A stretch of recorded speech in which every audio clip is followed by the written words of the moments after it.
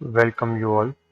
I, Professor Karma Balar, going to teach about a special work that can be used in the different construction scenario. We just go with the different content that can be covered throughout the different lecture or the series of the special work relevant to the construction area. First, we're discussing about the timbering in trenches. Then move toward the next point, which is represented as the control of the groundwater excavation. That means when we excavate the ground, at that time we seen that sometimes the water coming out from the different sources. To remove that particular water, or we can control that particular water. So this type of things will be covered in the second topic. Then after we discuss about the scaffolding, how it is useful for the construction work, then we discuss in that particular topic. Then after we discussing about the shoring and undermining, one of the most important point relevant to the any of the structure or particular for the civil line, that can be shoring and undermining process. Then we discussing of cofferdam. For the civil engineering line, one of the most important point that is represented as the cofferdam. Why? Because just think about that, you need to construct any structure over the riverbed, over the seabed. At that time, how can we construct such a thing? That is the main question. So, to answering that type of question, we use the cofferdam. Clear? Then after discussing about the diaphragm wall. Now, the diaphragm wall is also represented as the retaining wall. And the last point regarding the special work in the construction is represented as the demolition of structure.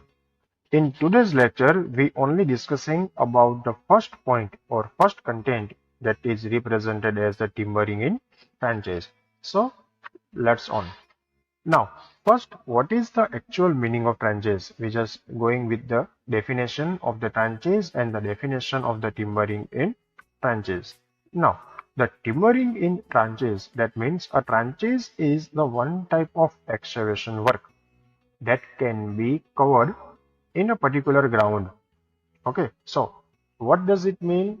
That means a trenches is a one type of excavation work that can be provided into the ground. So how we can identify that, sir, this is or this one is trenches? So it is only relevant to the L, B and H. Sir, how? Okay, so in the single terms, we just explain this with the example. So whenever you are going to excavate the ground in terms of longer length, deeper in depth, and narrow in width, sometimes you also construct or you also excavate such an area where you have longer length, deeper depth, and narrow width. So this condition or this construction is represented as the trenches work. So what is the definition of the trenches? The definition of trenches is like when you are going to excavate a ground in a such a manner that the length is larger or longer, depth is deeper, and the width is narrow. That condition is represented as the timbering of trenches. Okay, now, so the second point is represented when you are going to use this type of technique. At that condition, as we discussing, like we have to excavate this thing. Okay, we need to excavate this thing. So what happening? The nearer area, for example, here we have the ground, here we have the ground. So during the excavation or during the depth, the nearer soil have the tendency that they overcome to my excavated area or fall down in my excavated area. So what I need to do? Then we need to process something like a process that this surrounding soil or this surrounding area will be protected with any of the method. Are you getting my point? Okay.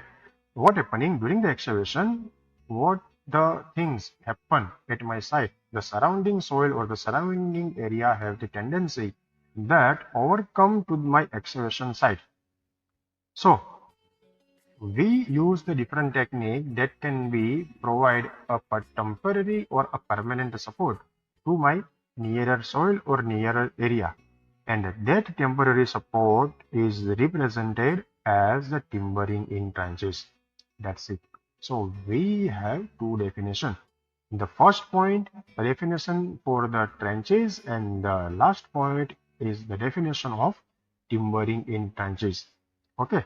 So for the adopting of that type of technique, we use the different method, and that different method is represented as the timbering. Okay. Sometimes you also know that process as shoring. In content, we have already discussed in live. One of the topic is represented as shoring and underpinning. So in today's lecture, we just neglect that thing. Why? Because in later on we're discussing about the shoring deeply. Clear? So when we provide this type of technique, we use some of the component or some of the props, and that props are represented as the timber plank or board strut that can be used temporarily to provide the support to the side of my flanges. Okay, so at the last, what you understand about the timbering in trenches? The timbering in trenches is like when you are going to excavate anything into the ground.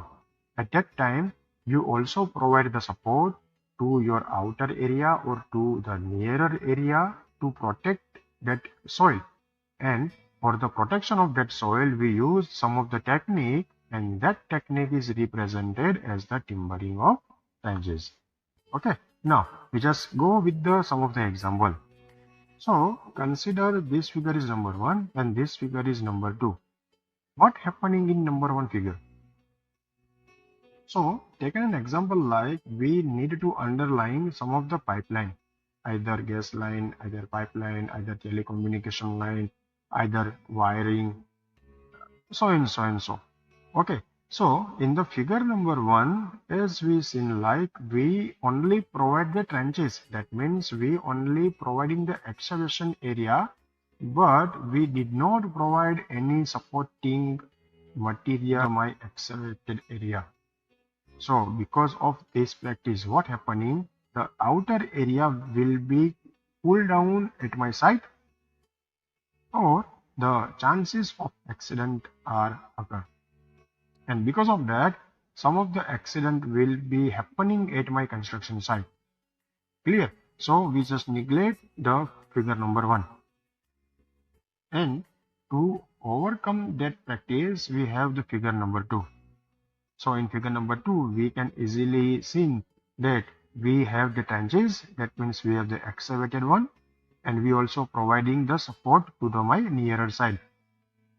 Okay, now just discussing about the different component. So you can easily see in that a yellow board, and that yellow board is represented as plank or board. The blue one, this one, is represented as a strut. Also you can see easily that we have the hydraulic jack, that means hydraulic strut, and because of that we have one of the advantage that if we have increase or decrease the length at any section, at that time I did not go for the new purchase. I just use that props because it is adjustable.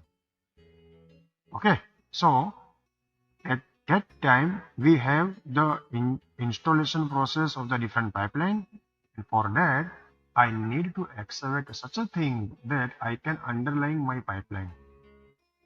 And during that, I also provide the side support to my excavated area.